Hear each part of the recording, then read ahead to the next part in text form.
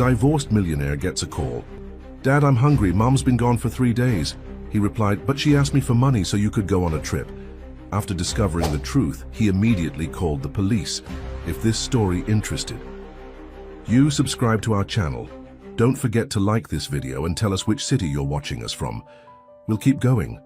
Alexander Pierce stood at the floor-to-ceiling windows of his penthouse office, absently adjusting his Patek Philippe watch while observing the Manhattan skyline.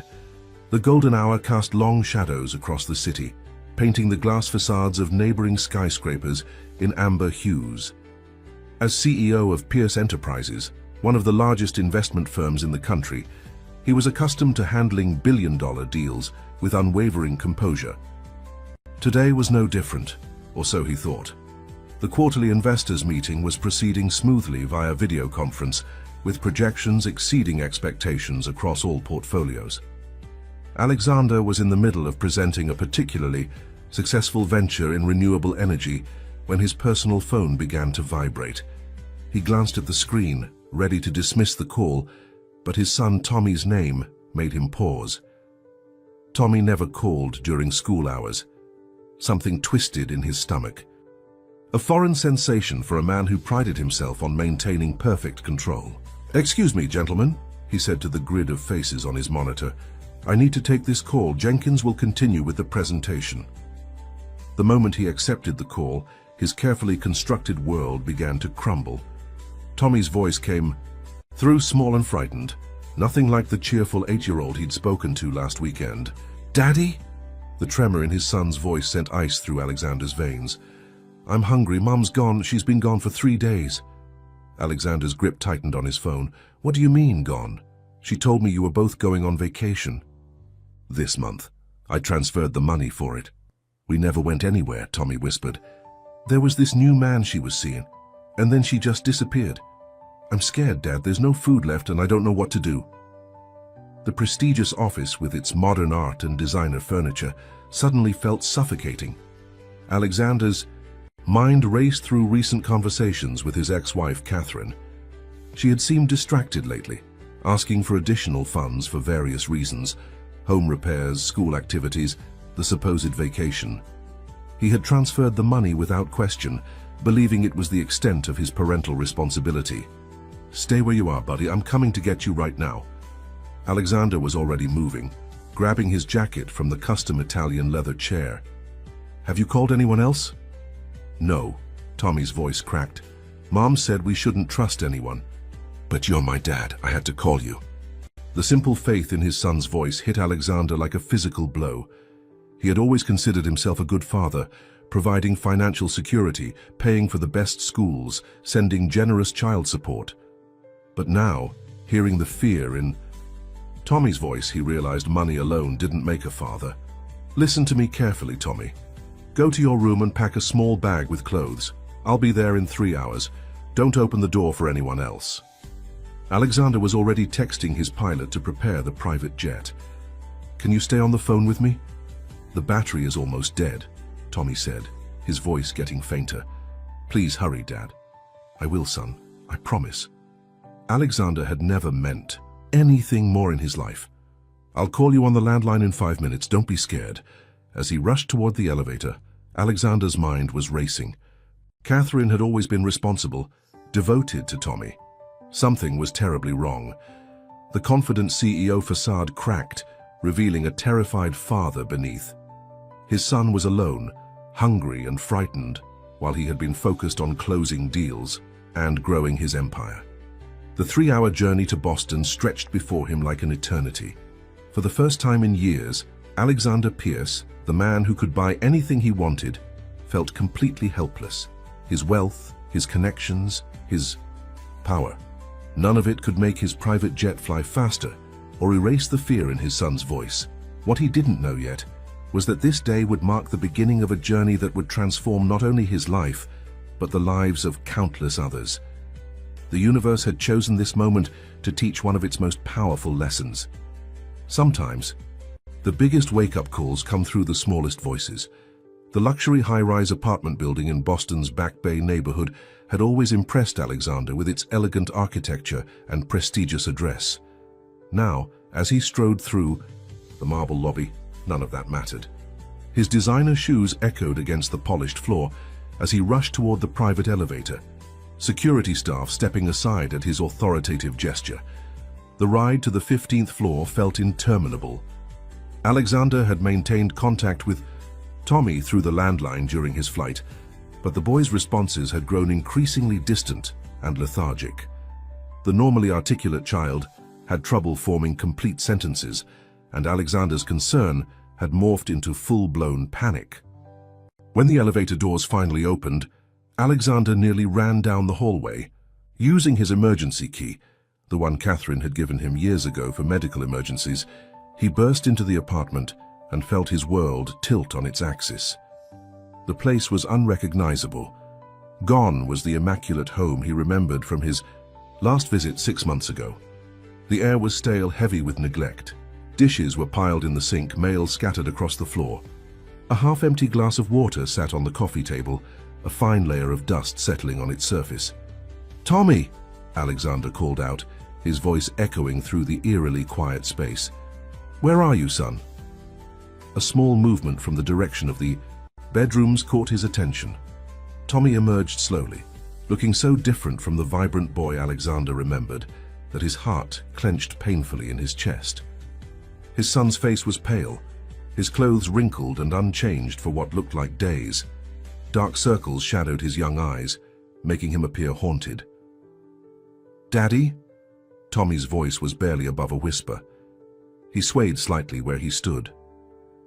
Alexander crossed the distance between them in 3 long strides, dropping to his knees to embrace his son. Tommy felt too light, too fragile in his arms. The boy's body trembled as he buried his face in his father's expensive suit jacket. "When did you last eat, buddy?" Alexander asked, trying to keep his voice steady despite the rage and guilt churning inside him. "I don't know," Tommy mumbled. "There were some crackers, but they're gone now.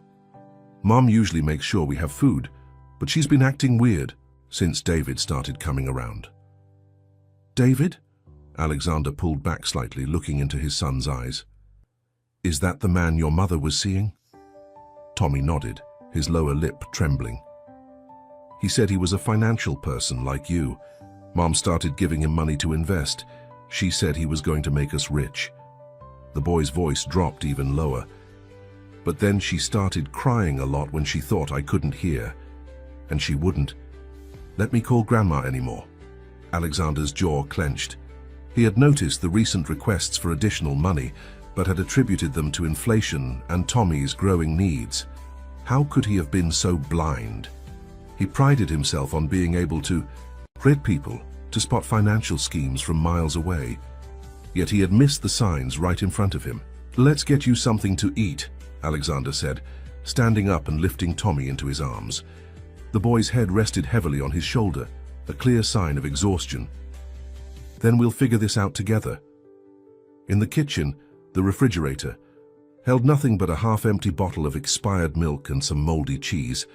The pantry was equally bare, save for a few canned goods pushed to the back. Alexander's hands shook as he pulled out his phone to order food delivery. While they waited, he explored the apartment more thoroughly, with Tommy never leaving his side. In Catherine's home office, he found stacks of financial documents, investment proposals, and bank statements. Something caught his eye: a series of large transfers to an account he didn't recognize, dated over the past few months. "Did your mom ever talk about where she and David were investing the money?" Alexander asked carefully, trying to keep his tone light despite the growing dread in his stomach. Tommy shrugged, picking at a loose thread on his sleeve. "She said it was a secret project, that we couldn't tell anyone about it because other people would try to steal our opportunity." He looked up at his father, eyes filling with tears. "Did I do something wrong by telling you?" Alexander pulled his son close, his heart breaking at the question. "No, Tommy. You did exactly the right thing by calling me. You're so brave and I'm so proud of you." He kissed the top of his son's head, making a silent vow. He would make this right not just for Tommy and Catherine, but for anyone else who might be vulnerable to such manipulation. What Alexander didn't realize yet was that this was just the beginning. The truth about David and the web of deception he had woven would prove to be far more intricate than anyone could have imagined. As the food delivery arrived, and he watched his son eat his first proper meal in days, Alexander Pierce, the man who had built an empire on calculated decisions and emotional distance, felt something fundamental shift inside him. Money could buy many things, but it couldn't replace the time he should have spent truly being present in his son's life. The sun was setting over Boston Harbor, casting long shadows across the city. In a luxurious apartment that had become a prison of secrets, a father and son began the first steps of their journey toward healing, not just their own family, but countless others who would eventually be touched by the changes this day would bring. The first rays of morning light filtered through the hotel suite's windows, finding Alexander seated in a plush armchair, his laptop balanced precariously on his knees. He hadn't slept, spending the night making calls and analyzing the financial documents he'd photographed in Catherine's apartment. Tommy slept peacefully in the adjacent room, the first real rest he'd had in days. Alexander rubbed his tired eyes, the numbers on the screen beginning to blur. The pattern he was seeing made his blood run cold. The transfers from Catherine's account weren't just random withdrawals. They were calculated, systematic drains of her resources. Every time he had sent child support or additional funds, a significant portion had been diverted within days to various offshore accounts. His phone buzzed with a message from his private investigator, Marcus Chen. Found something. David Reynolds isn't who he claims to be. Real name, Daniel Reeves. Multiple aliases. Pattern of targeting wealthy divorcees. Need to meet ASAP.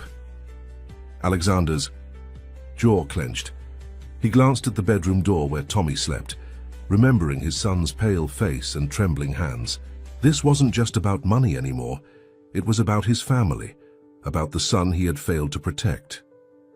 A soft knock at the suite's door pulled him from his thoughts. Sarah Martinez, his most trusted executive assistant, entered quietly, carrying a stack of files and a fresh cup of coffee. "I've compiled everything we could find on Daniel Reeves," she said, placing the files on the coffee table.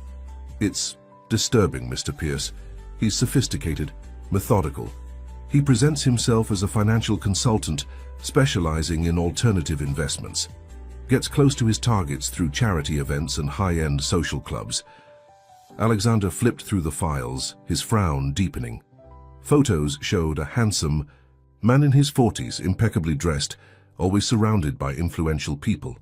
How does he gain their trust so completely? Sarah hesitated. He's brilliant at emotional manipulation.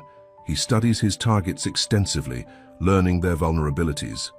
With Catherine, she paused, choosing her words carefully. He seems to have exploited her desire to prove herself financially independent after the divorce. The words hit Alexander like a physical blow. He remembered the arguments during their separation, Catherine's accusations that he treated her like a child when it came to money. Had his own actions, his controlling approach to their finances during their marriage, made her vulnerable to someone like Reeves? A small sound from the bedroom doorway made them both turn. Tommy stood there in his oversized hotel pajamas, looking uncertain. "Dad, are you talking about David?" Alexander quickly closed the files. "Come here, buddy." He opened his arms, and Tommy climbed into his lap, something he hadn't done in years. "We're going to find Mom, I promise, but I need you to tell me everything you remember about David. Even small things might help." Tommy's fingers played with his father's silk tie, a nervous habit from when he was younger.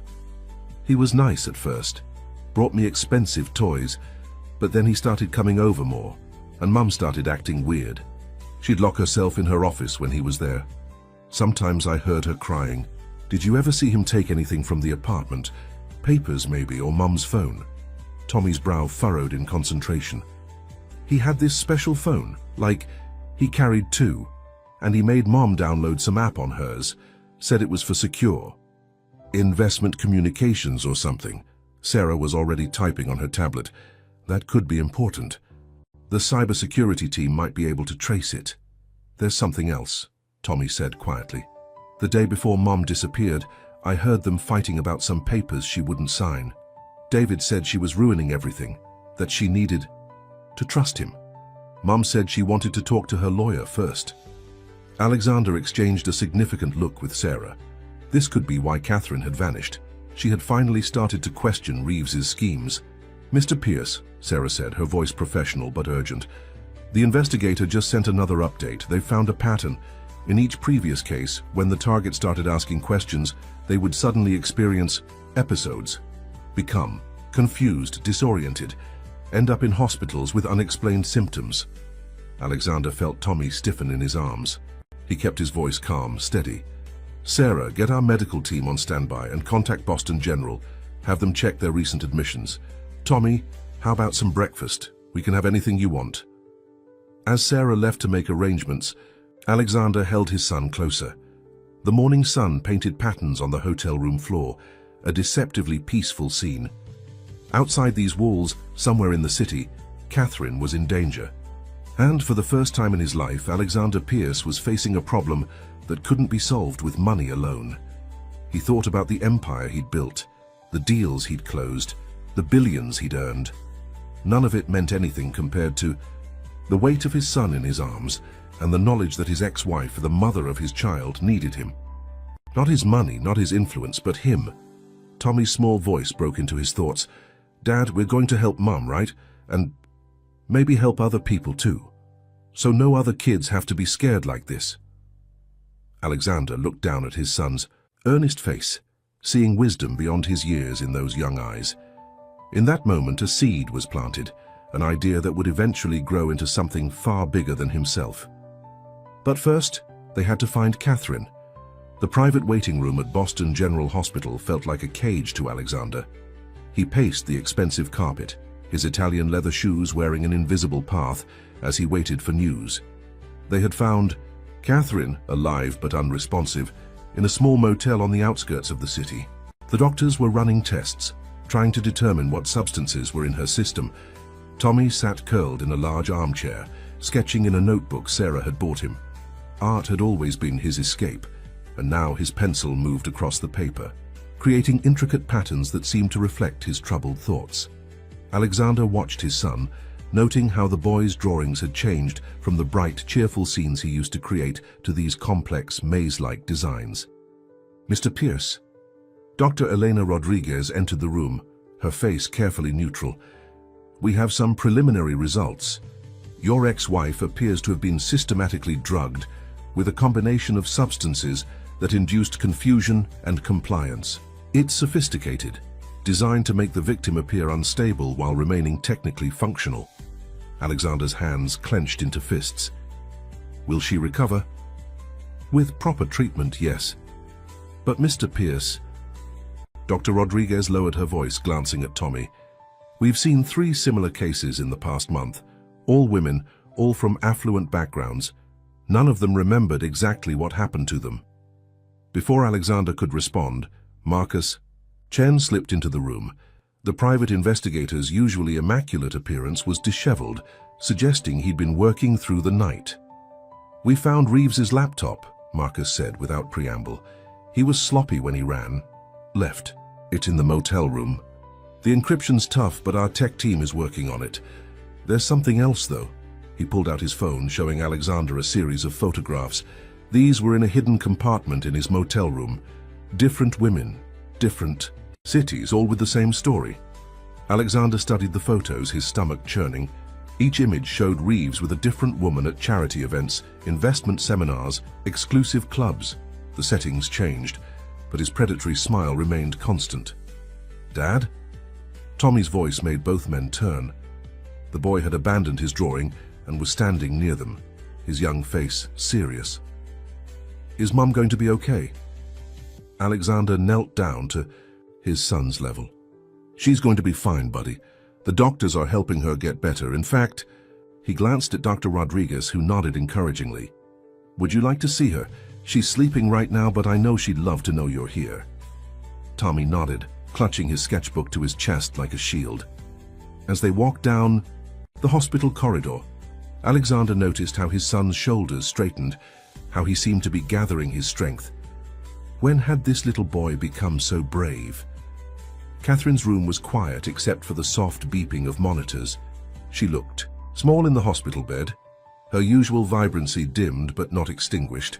Tommy approached slowly, placing his latest drawing on her bedside table, a complex pattern that somehow contained hope within its intricate lines.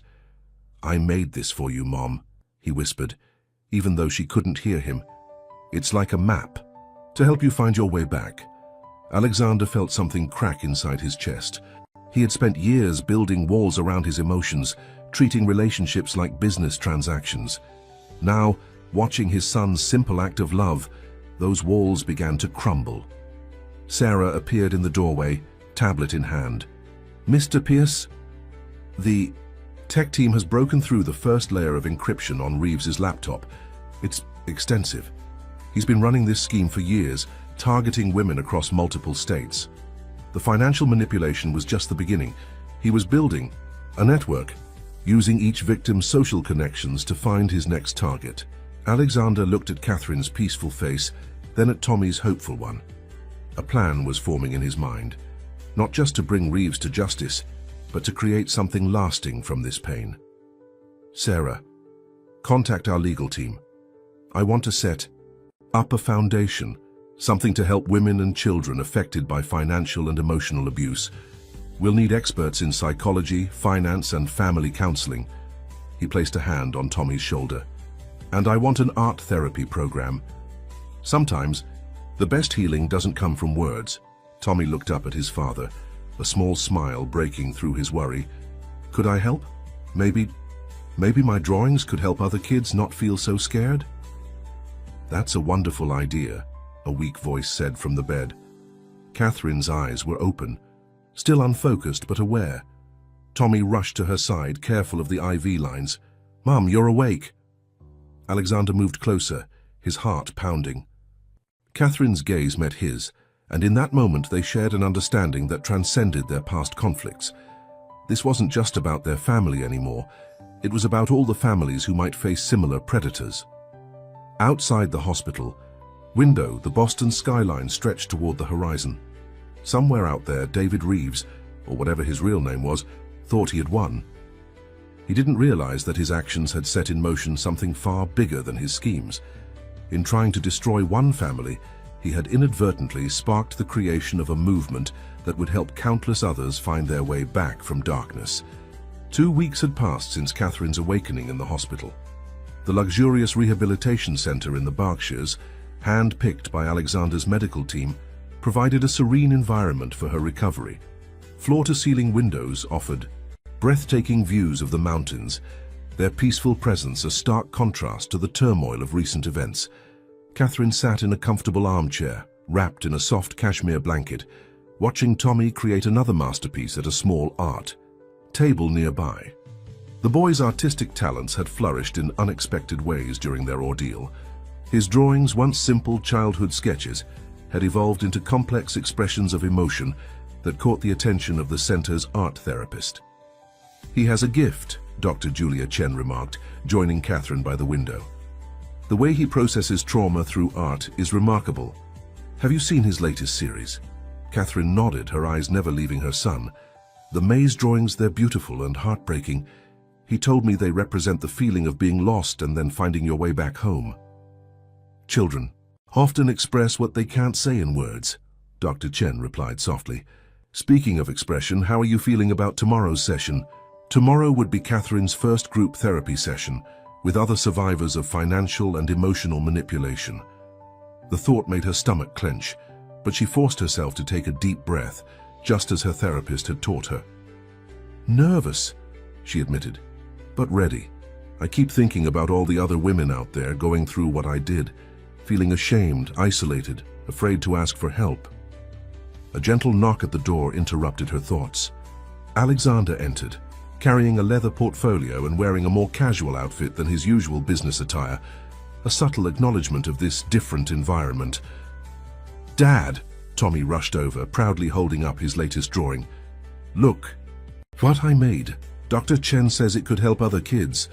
Alexander knelt to examine the artwork, giving it his full attention. The drawing showed a complex labyrinth, but unlike his previous maze drawings, This one had bright points of light throughout, leading to a radiant center. It's incredible, buddy. Want to tell me about it? It's about finding your way when you're scared, Tommy explained, his voice gaining confidence.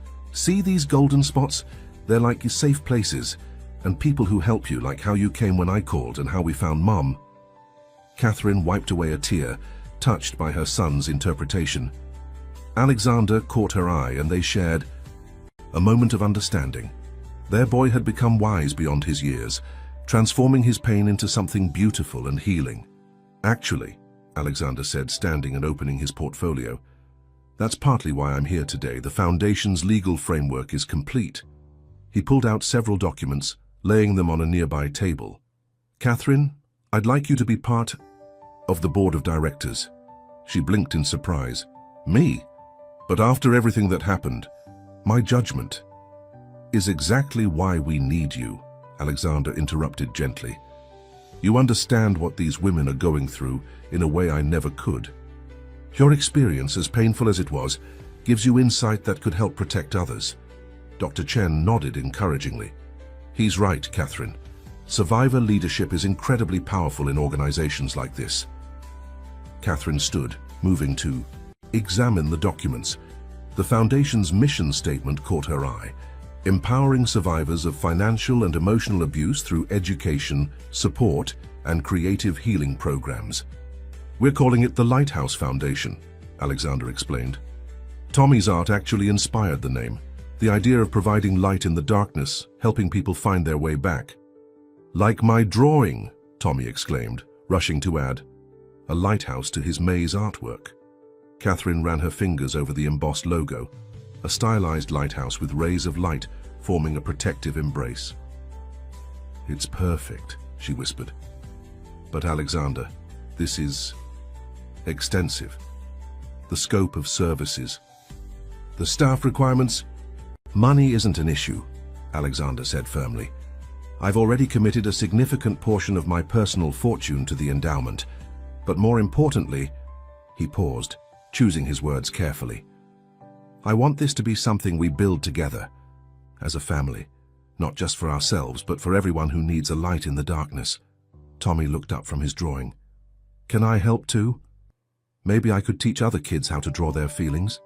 Catherine felt warmth spread through her chest at her son's eagerness to help others. The therapists had warned her about possible behavioral issues, trust problems, and emotional withdrawal after their ordeal. Instead, Tommy had somehow found a way to channel his experience into empathy and creativity. Actually, Dr. Chen interjected, art therapy is proven to be particularly effective with children who've experienced trauma. Tommy's perspective could be invaluable in developing the Foundation's youth programs. As the afternoon sun cast long shadows across the room, the family gathered around the table, examining plans and sharing ideas. Catherine felt strength flowing back into her spirit with every passing moment. The man who had tried to destroy her life had inadvertently set her on a path to helping others, to becoming someone stronger than she'd ever imagined possible. Alexander watched Catherine and Tommy collaborating on ideas for the Foundation's programs, his heart full. In the midst of near tragedy, they had discovered a new purpose, one that would reach far beyond their own healing to touch countless other lives. The light in Tommy's maze drawing seemed to glow brighter, a beacon of hope in a world where too many people lost their way in the dark. 6 months later, the Lighthouse Foundation's inaugural ceremony transformed the grand ballroom of Boston's premier hotel into a haven of hope and new beginnings. Soft lighting created an intimate atmosphere despite the room's size, while Tommy's artwork, professionally framed and displayed, added splashes of color and emotion to the elegant space. Catherine stood at the podium, her hands trembling slightly as she surveyed the crowd. Hundreds of faces looked back at her, survivors, supporters, counselors, and financial experts who had joined their cause. In the front row, Tommy sat between Alexander and Sarah, giving his mother an encouraging thumbs up. When I first met David Reynolds, Catherine began, her voice steady despite the difficult subject, I thought I had found someone who understood my desire for financial independence. Instead, I discovered the true meaning of emotional and financial manipulation." She paused, drawing strength from the supportive faces before her. But this story isn't about him. It's about what happens after the manipulation, after the fear, after you think you've lost everything. It's about discovering that your lowest point can become the foundation for something extraordinary. In the audience, Alexander watched with pride as Catherine commanded the room's attention. Gone was the withdrawn, frightened woman they'd found. In the hospital, in her place stood a powerful advocate, using her experience to light the way for others. "The Lighthouse Foundation isn't just about financial recovery," Catherine continued. "It's about emotional healing, about rediscovering your strength, about turning trauma into triumph. And sometimes our greatest teachers are the ones we least expect." She gestured toward Tommy, who stood and walked to join her at the podium, carrying his sketchbook. "My son's art became a beacon during our darkest times. Through his drawings, he showed me that there's always a way forward, always a path back to light. Today, his art therapy program is helping children across the country express their feelings and find healing through creativity." Tommy opened his sketchbook, holding up his latest piece. A stunning combination of lighthouse imagery and intricate pathways, each leading to a bright center. The audience murmured in appreciation. "This is why we've created comprehensive programs that address both the financial and emotional aspects of recovery," Catherine explained. "Our team of financial advisors help survivors regain control of their resources, while our counselors and art therapists provide the emotional support needed for true healing." Alexander rose from his seat, joining his family at the podium. "The Lighthouse Foundation is more than just a charity," he added. "It's a commitment to changing how we think about financial relationships and emotional well-being. Every person deserves to feel secure, supported, and empowered." As if on cue, the screens around the ballroom came to life, showing images of the Foundation's first successes: women attending financial literacy workshops, children expressing themselves through art, families rebuilding their lives with newfound confidence. "Today marks not just the official launch of our foundation," Catherine continued, "but the beginning of a movement. We're creating a network of support that spans the country, offering hope and practical help to anyone who needs it." Sarah stepped forward, tablet in hand, ready to announce the foundation's initial achievements. "In just 6 months of soft launch operations, we've already helped over 300 families. Our hotline has received calls from every state in the country, and thanks to Mr. Pierce's initial endowment and the generous support of our donors, we're expanding our services to include legal aid, emergency housing, and educational scholarships." Tommy tugged at his father's sleeve, whispering something. Alexander smiled and nodded, stepping back to let his son approach the microphone. "I just want to say," Tommy began, his young voice clear and confident, "that sometimes bad things happen, but they don't have to be the end of your story. They can be the beginning of something amazing. Look at all the people here today. We're like a big family now, helping each other find our way home." The audience burst into applause, many wiping away tears. Catherine wrapped an arm around her son's shoulders, drawing strength from his simple wisdom. Alexander joined them, and for a moment they stood together, not just as a family, but as symbols of resilience and hope. As the ceremony continued, with presentations from counselors and survivors sharing their stories, Catherine looked out at the sea of faces. Each person represented a potential light in someone else's darkness, a beacon of hope in a storm. The foundation they'd built wasn't just an organization, it was a testament to the human spirit's capacity to transform pain into purpose. The sun began to set outside the ballroom's windows, but inside the light of hope burned brighter than ever. In the back of the room, new arrivals were still trickling in, drawn by the promise of understanding and support. Each one would find their own path to healing, guided by the lighthouse they had built together. 1 year after the Lighthouse Foundation's launch, Alexander sat in his newly redesigned office, the wall of windows now adorned with framed pieces of Tommy's art. The morning sun illuminated the latest edition, a powerful piece showing a group of people holding lanterns, their combined light pushing back the darkness. His phone buzzed with a message from Catherine. Emergency meeting needed. New case, this one's different. Within an hour, the Foundation's core team gathered in the conference room. Catherine, now the executive director, stood at the head of the table, her professional demeanor a far cry from the vulnerable woman of a year ago. Sarah managed operations beside her, while Dr. Chen led the psychological support programs. Tommy's art therapy program, though he was too young to attend meetings, had become the Foundation's most successful youth initiative. Lisa Martinez. Catherine began, bringing up a photo on the screen. 32, successful tech entrepreneur. Her company's CFO, James Wilson, has been systematically undermining her confidence while attempting to gain control of her company's finances. Alexander leaned forward, his expression grave. Similar pattern to other cases? Yes and no, Sarah interjected, pulling up financial records.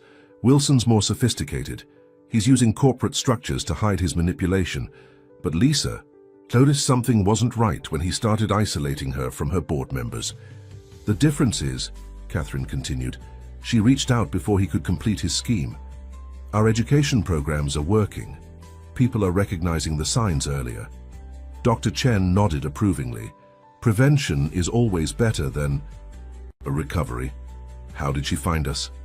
Through Tommy's art, actually, Catherine smiled. Her daughter attended one of our school workshops.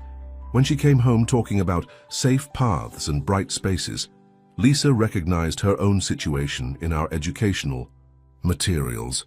Alexander felt a surge of pride. His son's simple drawings had evolved into a powerful tool for awareness and healing.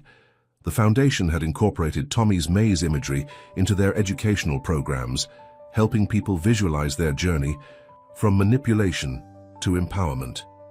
We need to act fast, Sarah said, pulling up more documents.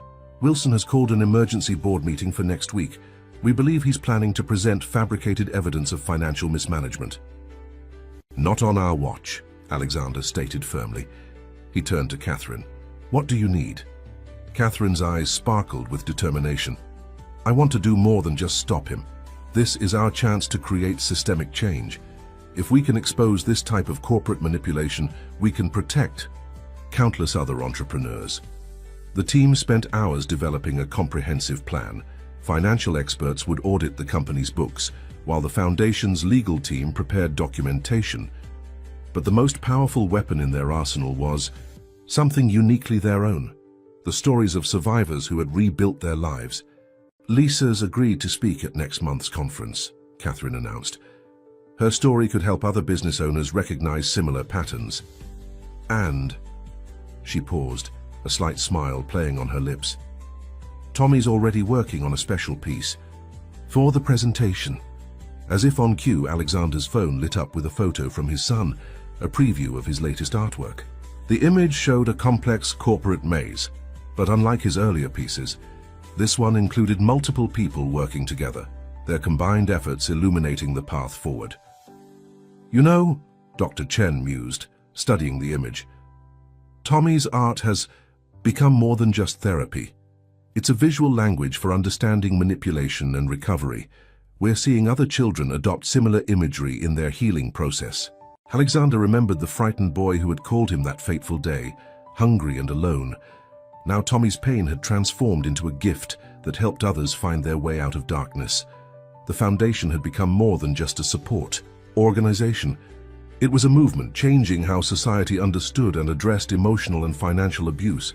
There's something else, Sarah added, pulling up a new set of statistics.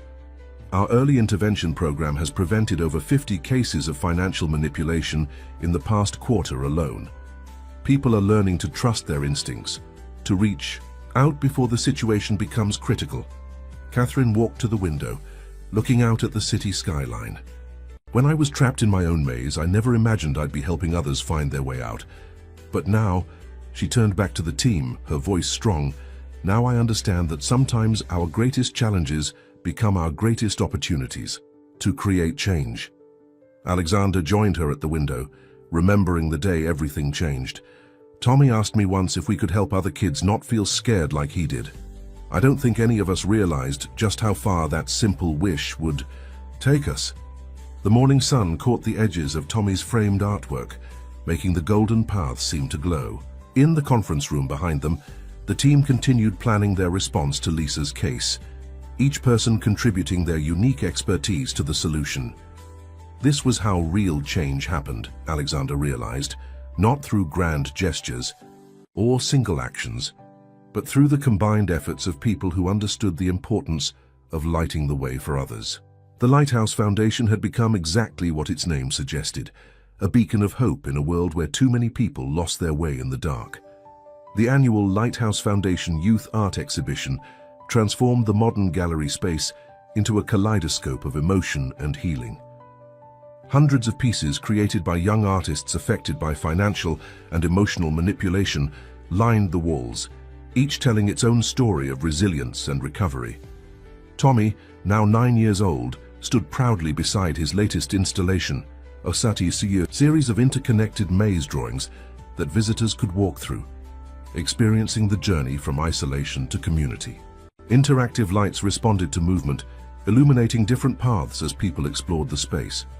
"Can you explain your inspiration?" a young reporter asked, her recorder held carefully as she interviewed the Foundation's youngest artist.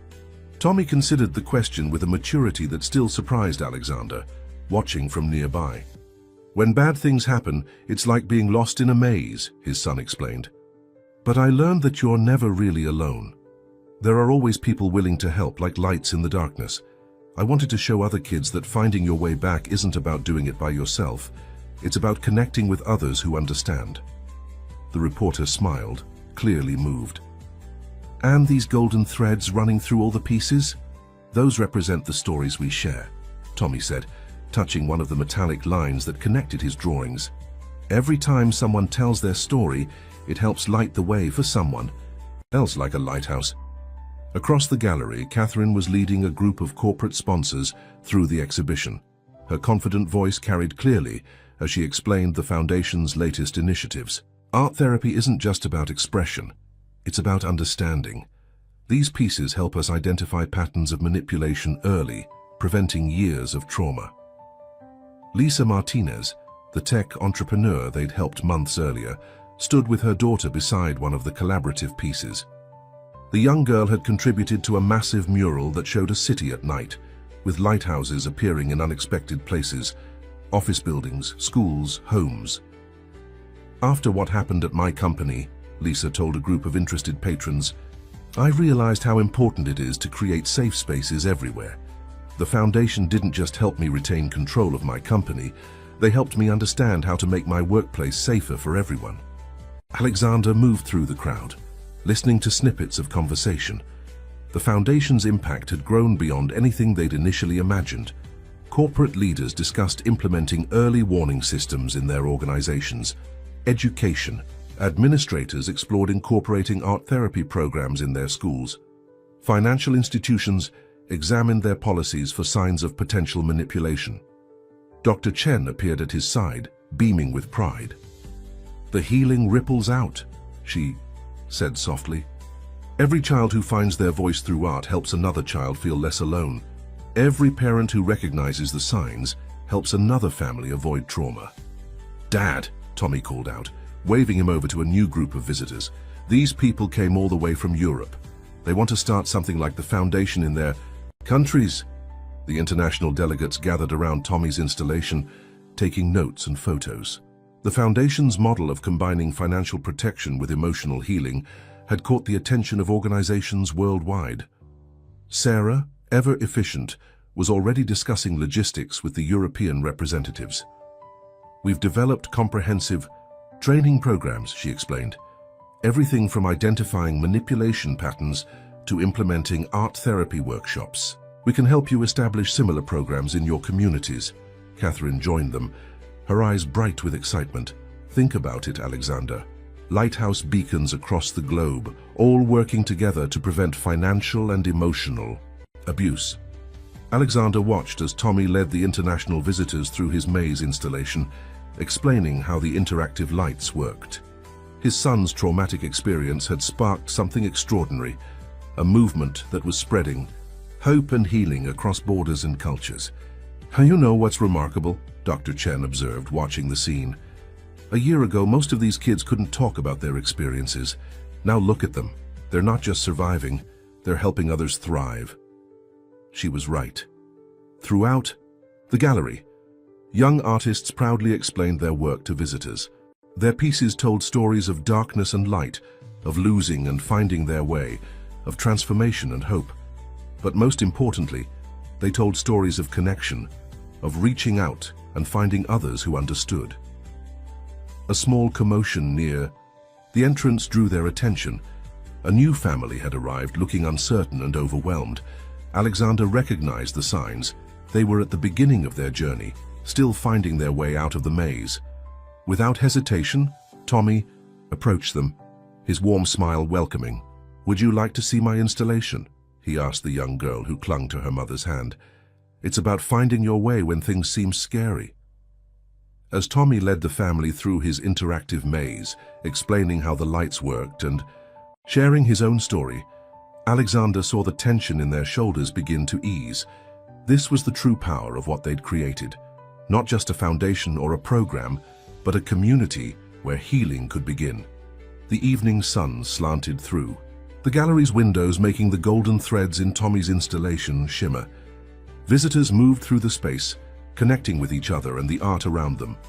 In every corner, stories were being shared, understanding was growing, and hope was taking root. This was more than an art exhibition. It was a testament to the human spirit's capacity for transformation. Each piece on the walls, each story shared, each connection made was another light in the darkness, another beacon showing the way home.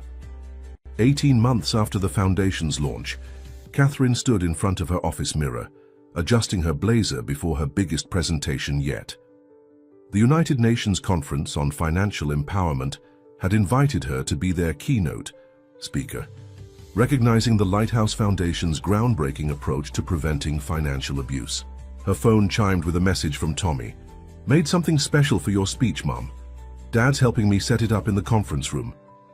Attached was a photo of his latest artwork, a stunning digital installation that combined his signature, maze imagery, with real-time data visualization of the Foundation's global impact. "You ready?" Alexander appeared in her doorway, looking proudly at his ex-wife.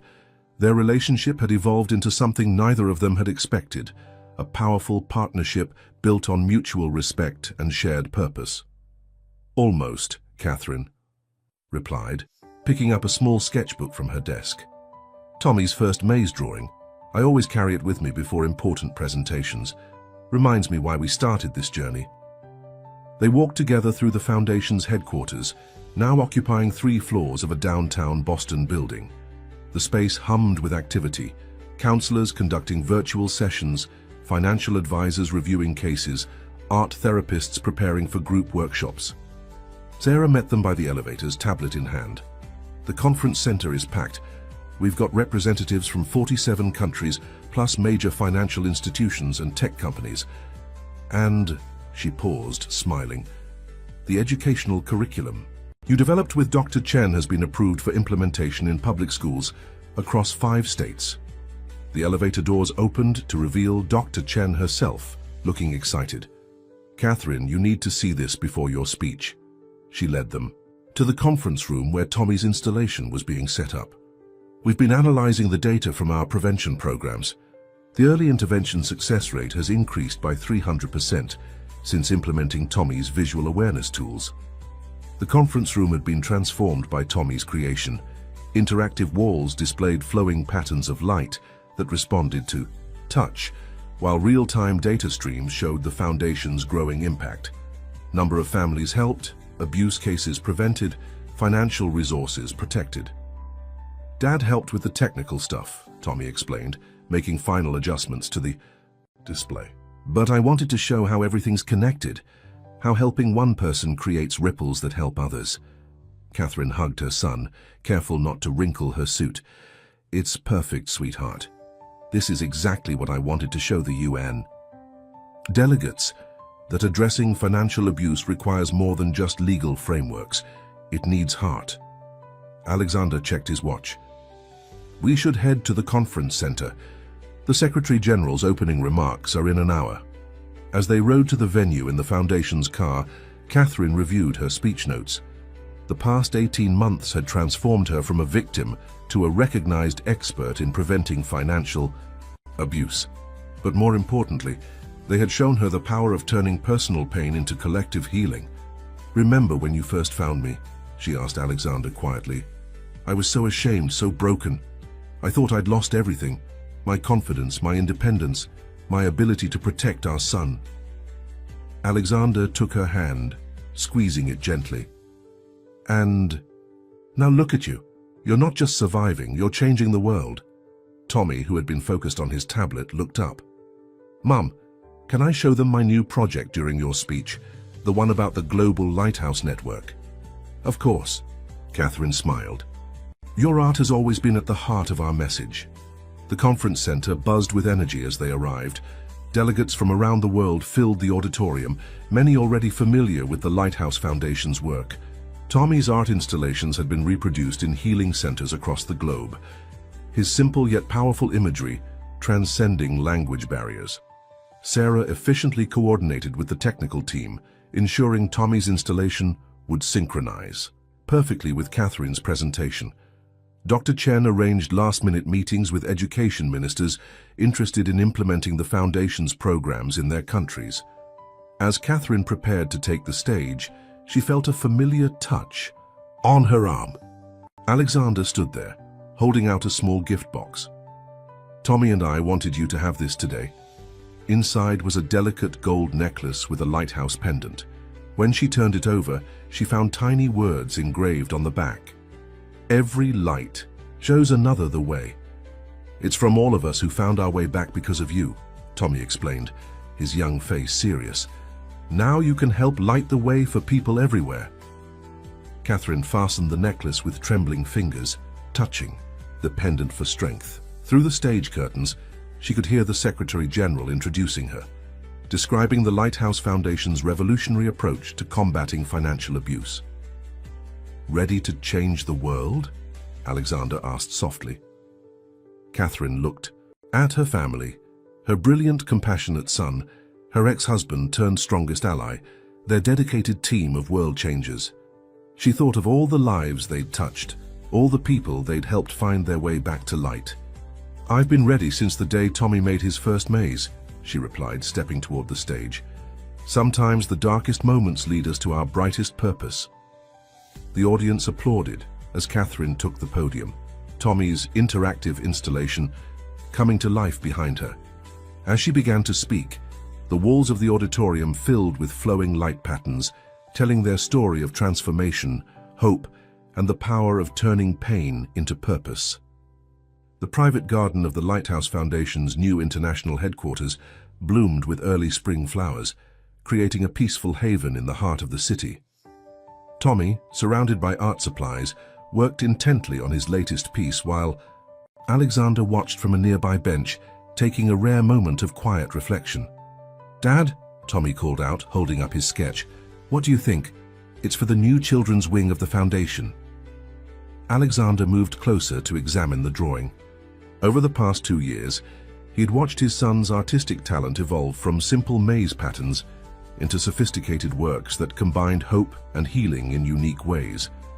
This latest piece showed a group of children working together to build a lighthouse, each one contributing something different: tools, materials, light, and love. "It's beautiful, buddy," Alexander replied, noting how Tommy had incorporated elements from different cultures into the children's appearances. "You're really thinking globally now, aren't you?" Tommy nodded earnestly. "Dr. Chen says art helps people feel less alone no matter where they're from, and Mom's UN speech showed me how many people need our help around the world." Their conversation was interrupted by Sarah's arrival. "Mr. Pierce, the board meeting is about to start, and Tommy, your mother's video calling from Singapore. She wants to show you the new art therapy center they're opening there." The foundation's main conference room had been designed with Tommy's input, featuring walls that could transform into interactive displays. Today, they showed a real-time map of Lighthouse Foundation centers worldwide, each one marked by a glowing point of light. Catherine's face appeared on the main screen, her eyes bright despite the visible fatigue of international travel. Behind her, a group of children worked with art therapists, creating their own versions of Tommy's healing mazes. "Tommy, look," She adjusted her camera to show more of the Singapore Center. They've adapted your lighthouse concept into traditional Asian art forms. The children here are creating the most amazing combinations of your techniques with their cultural traditions. Alexander watched his son's face light up as he saw how his art had inspired others. The foundation's expansion into Asia had been Catherine's project for the past 6 months, working with local organizations to adapt their programs to different cultural contexts. The board members began filing in, each bringing updates from their respective areas. Dr. Chen's research team had documented unprecedented success rates in their prevention programs. The legal department had helped draft new international guidelines for identifying and preventing financial abuse. The education division was launching programs in universities worldwide. "Before we begin," Alexander announced, "I'd like to share something special." He nodded to Tommy, who unveiled his new artwork. "This piece will be the centerpiece of our new children's wing, representing everything the foundation stands for: hope, healing, and the power of working together." The board members gathered around Tommy's drawing, their expressions softening as they took in its message. These weren't just corporate executives anymore. They were part of something larger, a movement that had grown beyond anyone's initial expectations. "You know," Catherine said from the screen, her voice thoughtful, "when we started this foundation, we thought we were building a lighthouse. But what we've really built is a network of lighthouses, each one helping others find their way." Tommy had moved to the interactive wall, adding glowing points to the map. "Look, Mom, your new center makes 300 worldwide." Alexander felt a profound sense of pride, not in the numbers or the global reach, but in the transformation he'd witnessed in his own family. Catherine had evolved from a victim into a powerful advocate for change. Tommy had turned his trauma into a gift that helped others heal. And he himself had learned that true success wasn't measured in dollars, but in lives touched and hearts healed. "Mr. Pierce," Sarah interrupted gently, "the First Lady's office called. They want to partner with the Foundation for a national education initiative on financial empowerment." Tommy looked up from his drawing. "Dad, does this mean we can help?" "Even more people." "It does, buddy," Alexander replied, watching as his son immediately began sketching ideas for the new project. "But you know what's really amazing? It all started with one brave phone call from a little boy who refused to stay lost in the dark." Catherine smiled from the screen, touching her lighthouse pendant. "And now that little boy is helping light the way for children around the world." The morning sun streamed through the windows, catching the golden threads in Tommy's artwork and making them shine. Outside, the garden continued to bloom, a reminder that even after the darkest winters, new life and hope would always emerge. As the board meeting began, Alexander looked around the room, at his son's art bringing hope to countless others, at Catherine's determined face on the screen as she built bridges across cultures, at the dedicated team that had become like family. They had created something extraordinary together, transforming their own pain into a force for global change. The foundation had become more than a safe haven. It was a beacon of transformation, showing that the journey from darkness to light was not just possible, but could illuminate the path for others. And at its heart was a family that had learned the most powerful lesson of all, that sometimes the greatest light comes from helping others find their way home. The Harvard Business School auditorium buzzed with anticipation as students filled every seat. Today's guest lecture wasn't just any presentation. It was the first time Catherine and Tommy would share the stage, telling their story to future business leaders as part of the school's new Ethics and Emotional Intelligence in Business curriculum. Tommy, now 10, adjusted his tablet nervously backstage. His latest digital art installation, specifically designed for this presentation, waited to transform the auditorium's screens. Catherine watched her son with pride, remembering the frightened 8-year-old who had once hidden his feelings in maze drawings. "Remember," she said softly, "just tell it like you see it. Your perspective matters." Alexander joined them, having just finished a pre-lecture meeting with the dean. The waiting list for this lecture series is unprecedented. They've had to add satellite locations in 3 other universities. Sarah appeared with last-minute updates. Live streaming is set up in business schools across 6 countries. "Doctor, Chen's research team is ready to gather data on how your story impacts future business practices. The dean stepped onto the stage to introduce them, her voice carrying clearly through the packed auditorium. Today's speakers represent a revolutionary approach to business ethics and social responsibility. The Lighthouse Foundation hasn't just created a support system. They've transformed how we understand the intersection of financial and emotional intelligence in leadership. As Catherine and Tommy walked onto the stage, the screens came alive with Tommy's installation. The traditional academic setting morphed into an immersive experience, with gentle waves of light flowing across the walls and interactive elements responding to their movements. 3 years ago, Catherine began, her voice steady, I was trapped in a maze of financial and emotional manipulation. Today I'm here to share how that experience led to a global movement for change. She touched her lighthouse pendant, drawing strength from its familiar presence. Tommy stepped forward, his young voice clear and confident. I was 8 when I made my first maze drawing. I didn't know then that it would help other kids find their way out of scary situations. I just knew I needed to show how it felt to be lost, and then found. The audience leaned forward as Tommy demonstrated how his art had evolved into a therapeutic tool. The screens displayed his journey from simple pencil mazes to complex digital installations that helped people understand and process their experiences. What we've learned, Catherine continued, is that financial abuse isn't just about money. It's about power, control, and the exploitation of trust. As future business leaders, you have the responsibility to recognize and prevent these patterns in your organizations. The presentation shifted to show real case studies, success stories from the Foundation's work around the world. A CEO who had implemented early warning systems in her multinational corporation. A bank that had revolutionized its approach to detecting financial abuse. A tech startup that had integrated emotional intelligence training into its core operations. But the most important lesson, Tommy added, bringing up his latest artwork, is that helping others find their way makes your own path clearer. Every person we help becomes a new light for someone else. During the Q&A session, a student raised her hand. How do you balance the emotional aspect of your work with the practical business challenges? Catherine smiled, glancing at her son. Tommy taught me that they're not separate things. Good business isn't just about profits. It's about understanding and caring for the human beings involved in every transaction.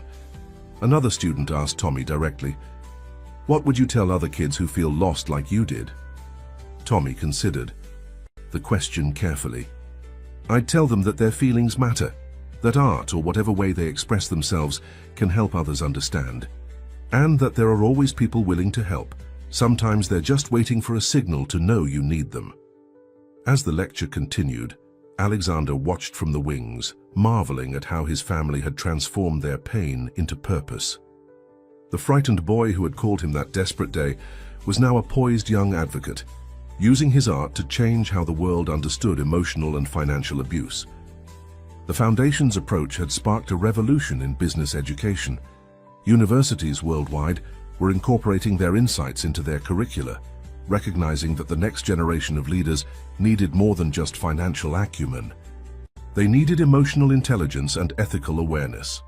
Sarah showed Alexander the latest metrics on her tablet. The lecture was trending globally, with business leaders and educators sharing insights across social media. The Foundation's message was reaching beyond their traditional audience, influencing how future corporations would approach financial ethics and emotional responsibility. Tommy's installation shifted to show the Foundation's global impact. Hundreds of points of light representing centers, programs, and lives changed. But more than the numbers, it showed the connections between these points, illustrating how each person helped became a helper themselves. We call it the lighthouse effect, Catherine explained to the audience.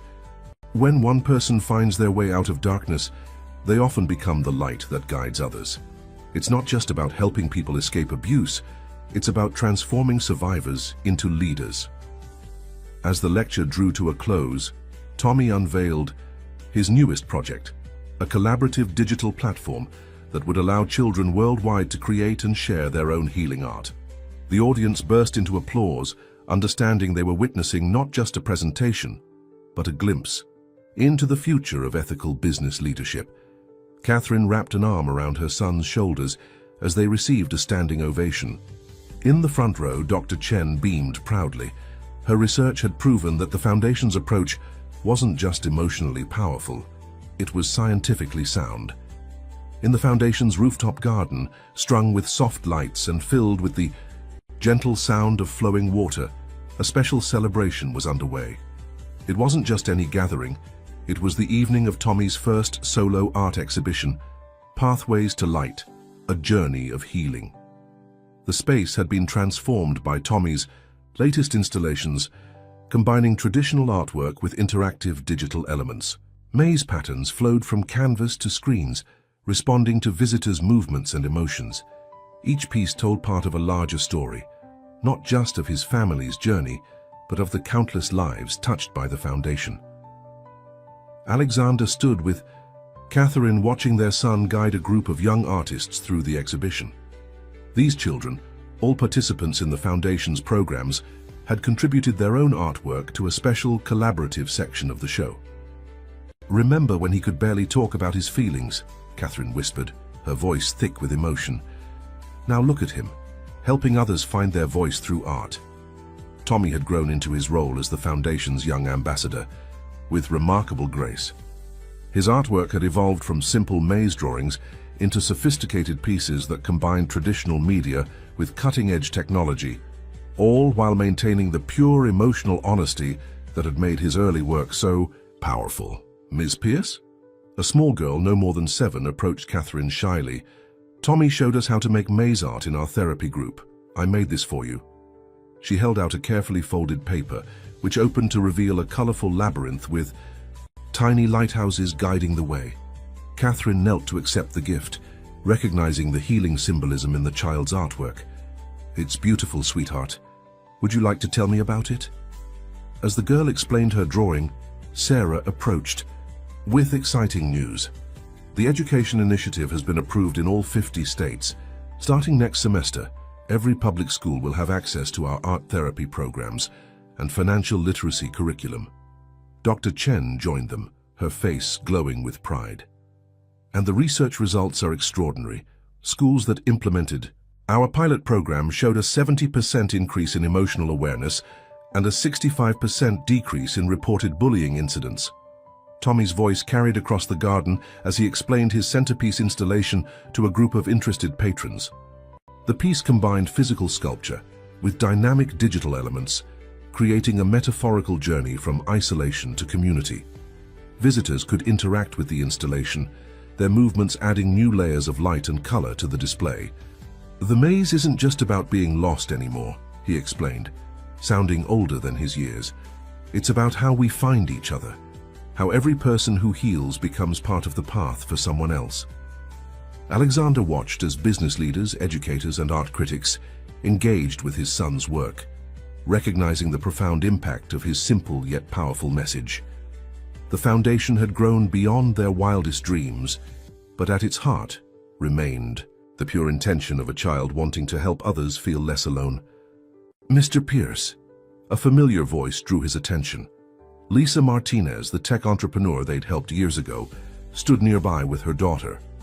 "We've just launched the app we developed based on Tommy's art therapy techniques. 10,000 downloads in the first week." The app was another extension of the Foundation's reach, bringing therapeutic art tools to people who might not have access to traditional support services. Tommy had worked closely with the development team, ensuring the digital experience maintained the emotional authenticity of his original artwork. As the evening progressed, more stories emerged. A teacher shared how Tommy's art techniques had helped her students process difficult emotions. A corporate executive described how the Foundation's programs had transformed his company's culture. Parents spoke of children finding their voice through art. Catherine gathered everyone's attention for a special announcement. "Tonight isn't just about celebrating art, it's about celebrating transformation. Every piece in this exhibition represents a step on the journey from darkness to light, from isolation to community." Tommy stepped forward, suddenly looking both young and wise. When I started drawing mazes, I was trying to understand my own feelings, but now I understand that art isn't just about expressing yourself. It's about connecting with others who know how you feel. He gestured to the collaborative wall where dozens of artworks created by children in the Foundation's programs hung together, forming a larger image of a lighthouse. Every story matters. Every path counts. And sometimes, the light we're looking for comes from helping others find their way. The evening ended with an unexpected surprise. The National Arts Education Association announced a new annual award in Tommy's name, recognizing young artists who use their creativity to promote healing and social change. As the last guests departed, Tommy stood with his parents in the peaceful garden, surrounded by the gentle glow of his installations. The city lights sparkled below, each one reminiscent of the countless beacons they'd helped light around the world. "You know what I've learned?" Tommy said softly, looking at his artwork. "Sometimes the scariest mazes lead to the most beautiful destinations. We just have to be brave enough to take the first step and kind enough to help others take theirs." Alexander and Catherine exchanged glances, remembering the desperate phone call that had started their journey. Their family's darkest moment had become a source of light for countless others, proving that even the deepest wounds could transform into gifts of healing. The garden's lights reflected off Tommy's latest installation, creating patterns that danced across the walls like stars finding their way home. In this peaceful moment, surrounded by the evidence of art's power to heal, they understood that their journey had only just begun. There were still so many paths to light, so many stories to tell, so many hearts to help find their way back home. The White House rose garden glowed in the late afternoon sun as Catherine adjusted her blazer one final time. In just moments, she would join the First Lady to announce a groundbreaking national initiative combining the Lighthouse Foundation's programs with federal resources to combat financial abuse across America. Tommy sat nearby, tablet in hand, putting the finishing touches on the interactive presentation they'd developed for the announcement. At 10 years old, he had become remarkably poised in these high-profile situations, though Alexander could still see traces of nervous energy in the way he fiddled with his stylus. "Everything ready, buddy?" Alexander asked, sitting beside his son. "Almost," Tommy replied, making one final adjustment to the animation sequence. "I wanted to add something special for today." He turned the tablet to show his father a new element. In the design, a pattern of interconnected lighthouses that, when viewed together, formed the shape of the American flag. Sarah approached with their final briefing notes. "The press room is full. We've got representatives from every major network, plus streaming services and international media. Dr. Chen just arrived with the latest impact statistics." Dr. Chen joined them, her usual calm demeanor brightened by excitement. "The preliminary results from our pilot programs in 5 states are extraordinary. Financial abuse reporting has increased by 200%, while successful interventions have prevented an estimated 500 million in potential losses. But more importantly," she added, smiling at Tommy, "the emotional recovery rates in children's programs have exceeded all expectations." The First Lady's Chief of Staff appeared, signaling it was time. As they walked through the historic hallways, Catherine reflected on their journey. 3 years ago, she had been trapped in a maze of manipulation and fear. Now she was about to help implement the most comprehensive financial abuse prevention program in the nation's history. The Rose Garden was filled with dignitaries, advocates, and survivors. Among them sat Lisa Martinez, whose tech company had become a key partner in developing digital tools for abuse prevention. Near her were other survivors who had transformed their experiences into advocacy, each one a beacon of hope for others still finding their way. The First Lady stepped to the podium first, her words carrying across the hushed garden. "Today we're not just announcing a program, we're launching a revolution in how we protect Americans from financial abuse. The Lighthouse Initiative. We'll bring together the innovative approaches of the Lighthouse Foundation with the reach and resources of the federal government." As Catherine took her place at the podium, Tommy's presentation came to life on the screens behind her. The interactive display showed the planned nationwide network of support centers, each one represented by a glowing point of light. Financial Abuse thrives in isolation, Catherine began, her voice strong and clear. It flourishes in darkness, but today we're building a network of light so vast and interconnected that no one need ever face these challenges alone. Tommy's animation shifted, showing how the Foundation's programs would be integrated into existing social services, creating a comprehensive safety net. The artistic elements made complex data accessible and emotionally resonant, helping viewers understand not just the statistics, but the human stories behind them. This initiative, Catherine continued, will establish lighthouse centers in every state, implement our prevention curriculum in schools nationwide, and create rapid response teams to intervene in crisis situations. But perhaps most importantly, it will change how we talk about financial abuse, transforming it from a hidden shame to a challenge we face together as a community. The First Lady returned to the podium to announce the initiative's funding, a combination of federal resources and private sector partnerships that would ensure sustainability and reach. Alexander, watching from the side, felt a surge of pride as Tommy was invited to explain the youth programs that would be implemented in schools across the country. "When I first started drawing mazes," Tommy said, his young voice carrying surprising authority, "I was trying to understand my own feelings. Now, through our art therapy programs, we help other kids do the same thing. But we also teach them about healthy relationships with money, about trust, and about asking for help when they need it." The screens shifted to show examples from the Foundation's youth programs. Children's artwork transformed into powerful tools for emotional expression and healing. The audience murmured appreciatively as Tommy demonstrated how traditional art therapy techniques had been enhanced with digital technology to reach more young people. Dr. Chen presented the research backing their approach, explaining how the Foundation's programs had revolutionized the understanding of financial abuse recovery. "We're not just treating symptoms," she explained. "We're changing patterns of behavior that have persisted for generations." As the presentation concluded, Catherine unveiled the initiative's most ambitious element, a nationwide early warning system that would help identify potential abuse situations before they escalated. The system, built on artificial intelligence and human insight, would work through banks, schools, and community organizations to spot warning signs and trigger appropriate interventions. 3 years ago, Catherine said, her voice softening, with emotion, my son's courage in reaching out for help changed not just our lives but the lives of countless others.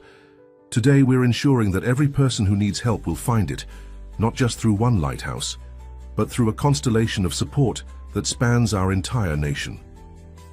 The afternoon sun caught the crystal lighthouse pin the First Lady had given Catherine, sending prisms of light dancing across the podium. In that moment, surrounded by people dedicated to creating change, the simple truth of their mission seemed to shimmer in the air. Sometimes the darkest experiences could lead to the brightest possibilities for helping others. The grand ballroom of the Lighthouse Foundation's international headquarters sparkled with celebration as hundreds of guests gathered for a milestone event. 5 years had passed since that desperate phone call that started everything, and the Foundation was hosting a special anniversary gala to honor the transformations that had occurred since then. Tommy, now entering his teenage years, stood before his latest installation, a massive interactive wall that told the Foundation's story through art, light, and emotion. The piece combined physical artwork with cutting-edge technology, allowing visitors to explore the journey from isolation to community through their own movement and interaction. Each light represents a person who found their way back, he explained to a group of interested visitors, and when you touch one, you can see all the other lives they helped change. As if to demonstrate, he placed his hand on one glowing point, causing a cascade of light to ripple across the installation, showing the interconnected web of healing and hope that had grown from each intervention. Catherine, watching from nearby, felt her heart swell with pride. Her son had grown from a frightened child into a poised young advocate, using his artistic gifts to help others understand and heal from trauma. The maze patterns that once expressed his fear now guided others toward hope. Alexander joined them, having just finished a meeting with international partners. "The European Union has officially adopted our prevention protocols," he announced quietly.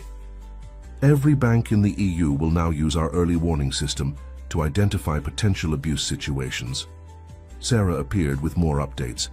The app has reached 5 million downloads worldwide, and Dr. Chen's latest research paper on the effectiveness of our art therapy programs has been accepted by the World Health Organization as a global best practice. The gala's guests represented a cross-section of the Foundation's impact: survivors who had become advocates, business leaders who had implemented protection programs, educators who had brought the curriculum to their schools, and children who had found their voice through art therapy. Lisa Martinez, whose tech company had become a crucial partner, was demonstrating the latest version of their prevention software to a group of international bankers. The AI can now identify subtle patterns of financial manipulation across multiple accounts and institutions, she explained. But more importantly, it connects potential victims with human support immediately. Dr. Chen had set up a special display showcasing the scientific validation of their approach. 5 years of data prove that combining financial protection with emotional support creates lasting change, she told interested visitors. We're not just preventing abuse, we're breaking intergenerational cycles of financial trauma. As the evening progressed, Tommy unveiled the centerpiece of his installation, an interactive experience that allowed visitors to contribute their own light to the growing network. Everyone has a story, he explained, and when we share our stories, we help light the way for others. Catherine took the stage for the evening's keynote address, touching her lighthouse pendant for strength. 5 years ago, I was lost in a maze of manipulation and fear. Today, we stand in a room full of light. Not just the physical light around us, but the light of transformation, of healing, of hope. The screens behind her came alive with Tommy's artwork, showing the Foundation's growth from a single office to a global network of support. We've helped prevent over $10 billion in financial abuse, she continued. But the real measure of our success isn't in dollars. It's in the lives transformed, the families restored, the communities strengthened. Alexander joined her on stage, and Tommy completed the family triangle. Together they represented not just a success story, but a new model of healing, one that recognized the deep connection between financial and emotional well-being. Looking forward, Catherine announced, we're launching our most ambitious project yet. The Lighthouse Academy will train the next generation of advocates, combining financial expertise with emotional intelligence and artistic expression. We're not just solving today's problems, we're preparing tomorrow's leaders to create lasting change. Tommy stepped forward to demonstrate the Academy's innovative curriculum through his art. The installation transformed to show how traditional financial education would be enhanced with emotional awareness training and creative expression. Because sometimes, he explained, his young voice carrying wisdom beyond his years, the best way to understand something is to see it differently. Art helps us do that. It helps us turn our experiences, even the painful ones, into bridges that connect us with others. As the evening drew to a close, guests were invited to add their own lights to Tommy's installation. One by one, they approached the wall, each touch creating new connections in the glowing network. The combined effect was breathtaking, hundreds of individual lights joining together to push back the darkness. Catherine, Alexander, and Tommy stood together, watching the spontaneous display of unity and hope. 5 years ago, they had been broken pieces of a fractured family. Now they stood as architects of transformation, their personal healing multiplied countless times through the lives they'd touched. You know what I've learned, Tommy said softly, watching the lights dance across his installation. Sometimes, the hardest paths lead to the most important destinations, and when we help others find their way, we make the whole world a little brighter. The gala continued into the night, but the real celebration was in the quiet moments, in the conversations between survivors sharing their stories, in the children proudly showing their artwork, in the professionals implementing new protection systems, and in the endless possibilities that opened up when people chose to transform their pain into purpose. The pristine auditorium of the newly inaugurated Lighthouse Academy buzzed with anticipation. It was orientation day, and the first class of students, a diverse group of survivors, advocates, financial experts, and artists, filled the seats. At the center of the stage stood a remarkable piece of interactive art, Tommy's latest creation, designed specifically for this momentous occasion. Catherine adjusted her presentation notes at the podium, watching as Tommy, now 13, made final adjustments to his installation. The piece seemed to breathe with light, responding to the energy in the room. It was hard to believe that this confident young artist had once been that frightened child calling for help. "Ready?" Alexander asked, joining them on stage. As the Foundation's chairman, he would officially open the academy, but everyone knew the real stars of the day were Catherine and Tommy, the mother and son whose journey had inspired this revolutionary educational initiative. Sarah orchestrated the technical preparations with her usual efficiency. Live streaming is connected to our satellite campuses in London, Tokyo, and Sydney. Dr. Chen's research team is ready to document this first cohort's journey. The lights dimmed and Tommy's installation came to life, casting a warm glow across the auditorium. The piece combined traditional art with advanced technology, creating an immersive experience that would serve as both inspiration and teaching tool for the Academy students. "Welcome to the Lighthouse Academy," Catherine began, her voice strong and clear. "Each of you is here because you understand that preventing financial abuse requires more than just financial knowledge. It requires emotional intelligence, creative thinking, and the courage to transform personal experience into positive change." The screens behind her displayed statistics about the Foundation's impact over the past 5 years. Thousands of families helped, billions in abuse prevented, hundreds of communities transformed. But more importantly, they showed the human stories behind these numbers, stories of healing, empowerment, and transformation. Tommy stepped forward to explain his installation. "This piece represents our learning philosophy," he said, gesturing to the interactive wall. "See how the lights respond to movement? That's because real change happens when we engage with each other, when we share our stories and experiences."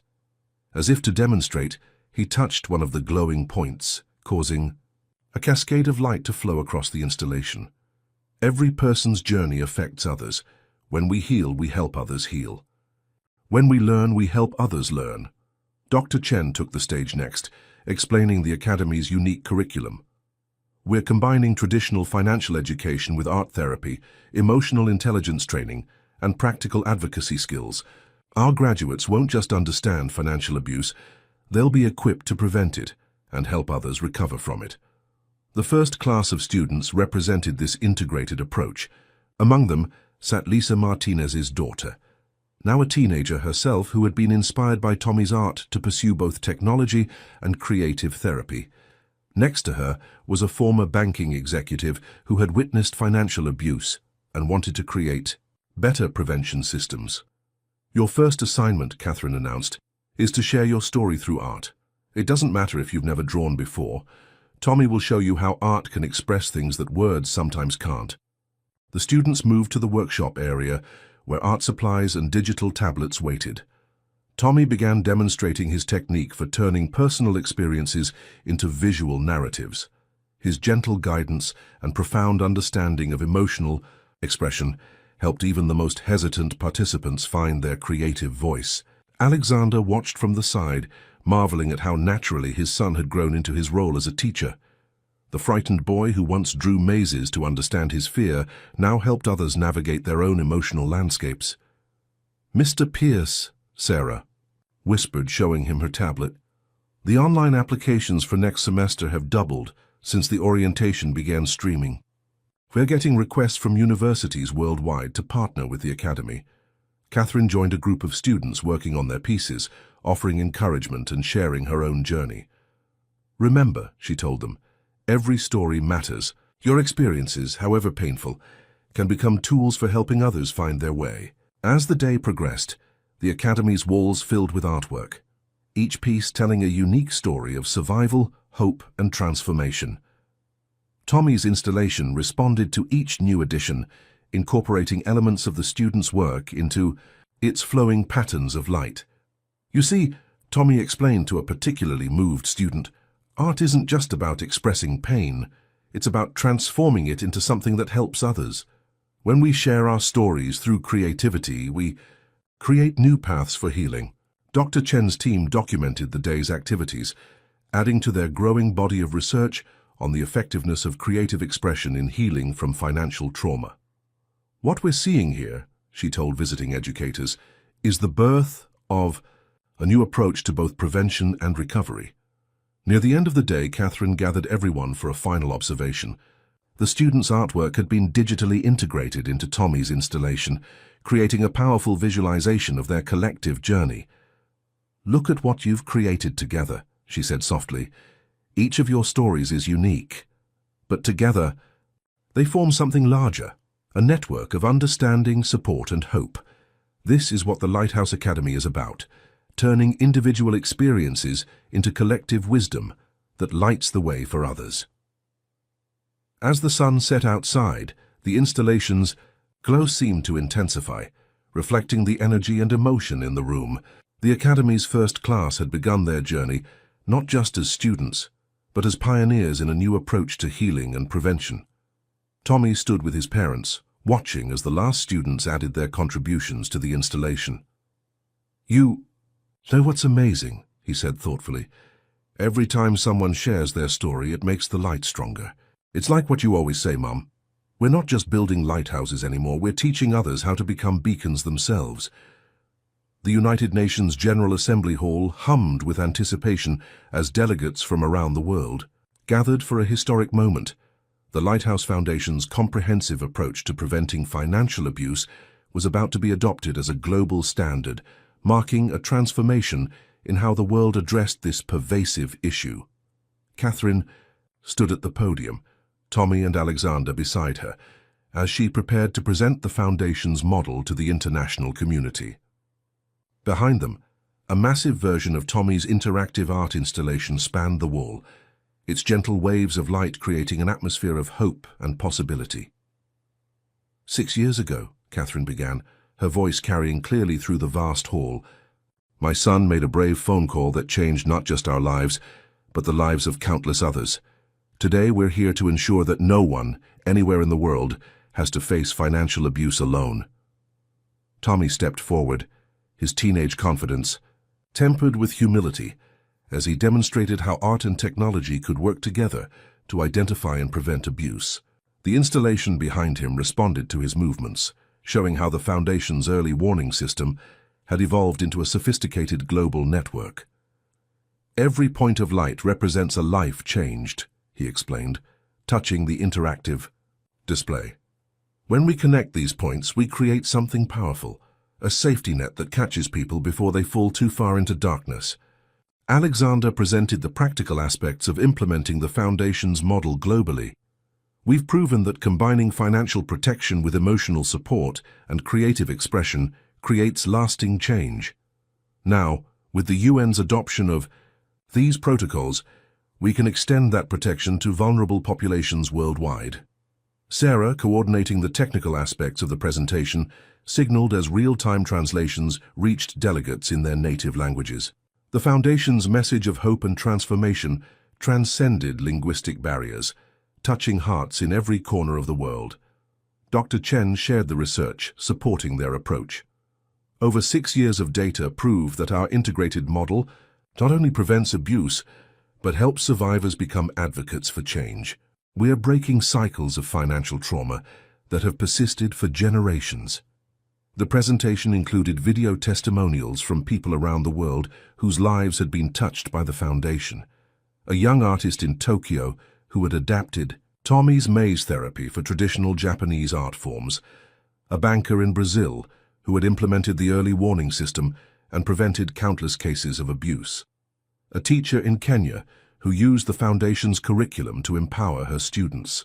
Lisa Martinez, now a global technology advisor for the Foundation, demonstrated how their prevention software had evolved. The system now operates in 27 languages, adapting to cultural nuances while maintaining its core protective functions. As the presentation continued, Tommy unveiled his latest innovation, a global art therapy network that would allow survivors worldwide to connect and heal through creative expression. "Art speaks when words fail," he explained. "It helps us understand each other's stories no matter where we come from. Catherine returned to the podium for the final portion of their presentation. The Lighthouse model isn't just a program, it's a movement. It recognizes that financial abuse is both a personal and systemic issue, requiring solutions that address both individual trauma and societal patterns. The screens displayed the Foundation's vision for the future, a world where every community had access to protection, support, and healing resources, where financial institutions worked proactively to prevent abuse, where schools taught emotional intelligence alongside financial literacy. But perhaps most importantly, Catherine continued, touching her lighthouse pendant, this model shows us that our darkest experiences can become our greatest tools for helping others. Every survivor who becomes an advocate, every victim who finds their voice adds another light to our global network. Tommy's installation shifted to show the real-time impact of their work. Thousands of points of light connecting across continents, each representing a life touched, a story transformed, a future reclaimed. 6 years ago, Tommy said, his young voice carrying wisdom beyond his years, I drew mazes because I felt lost. Today we're creating pathways that help others find their way home.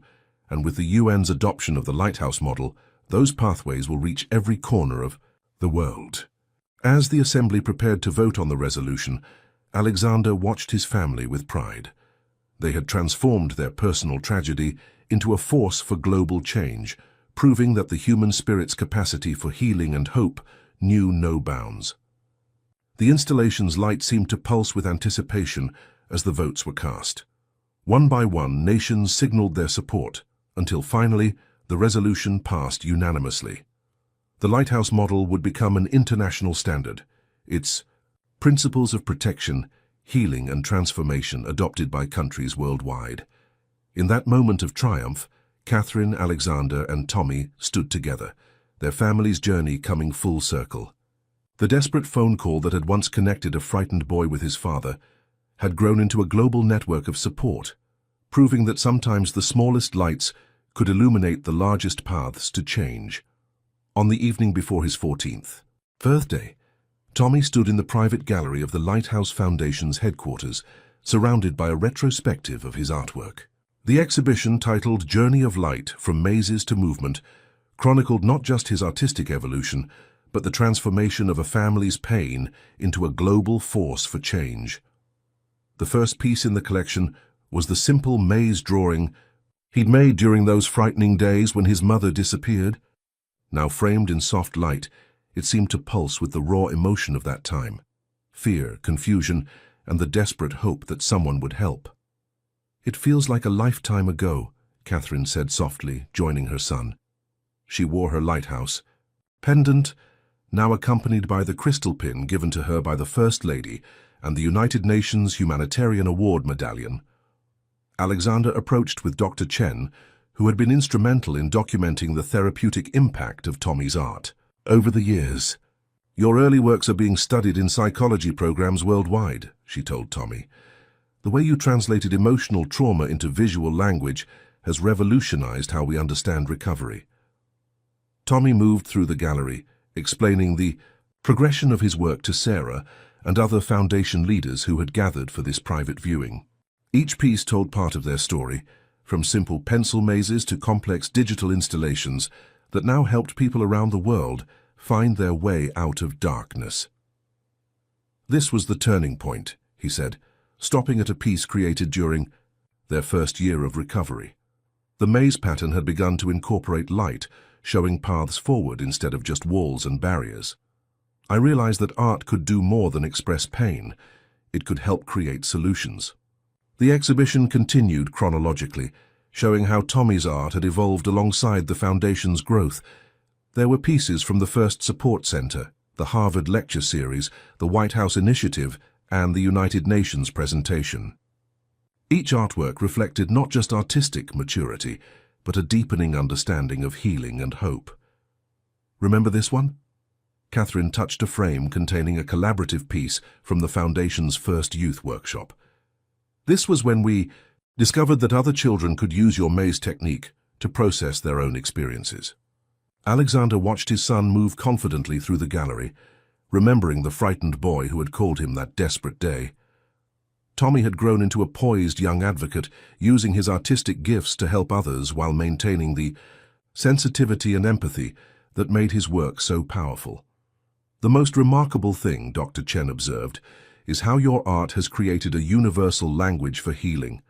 We've seen your techniques adapted across cultures, helping people who might otherwise never have found their voice. Sarah brought up the latest statistics on her tablet. The art therapy programs based on your work are now active in over 5,000 schools worldwide. The digital version of your maze therapy has been translated into 40 languages.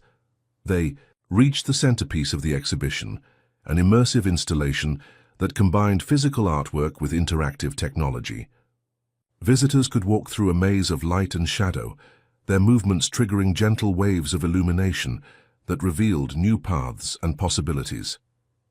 This represents everything we've learned, Tommy explained, touching a panel that caused the light patterns to shift. How healing isn't a straight line, how every person's journey affects others, how the light we find in our darkest moments can help illuminate the way for someone else. Lisa Martinez arrived with her daughter, both of them having played crucial roles in developing the Foundation's technological tools. Your art helped us understand how to make our prevention systems more human, Lisa said. It's not just about algorithms anymore. It's about recognizing the emotional patterns that your work first revealed. As evening fell, the gallery took on an ethereal quality, with Tommy's light installations creating an atmosphere of gentle transformation. Catherine gathered everyone for a toast, celebrating not just the exhibition, but the journey it represented. Tomorrow, Tommy turns 14, she began, her voice rich with emotion. The same age I was when I first started struggling with financial confidence, but because of his courage in reaching out that day, because of his gift for turning pain into purpose, countless others now have tools for protection and healing that I never had. Alexander raised his glass. To art that lights the way, he said simply, watching his son with pride. Tommy touched one of his earliest maze drawings, then gestured to his latest installation. You know what I've learned? He said thoughtfully. Every maze has a solution. Sometimes we find it alone, sometimes we need help, but there's always a way forward, and sometimes the path we take to find our way becomes a light for others. The exhibition would open to the public the next day, sharing their story with the world. But this evening belonged to the family and close friends who had been part of their journey from the beginning. Together, they had transformed a single cry for help into a global movement of healing and hope. As night settled over the city, Tommy's installations cast their gentle light across the gallery, creating patterns that seemed to dance with possibility.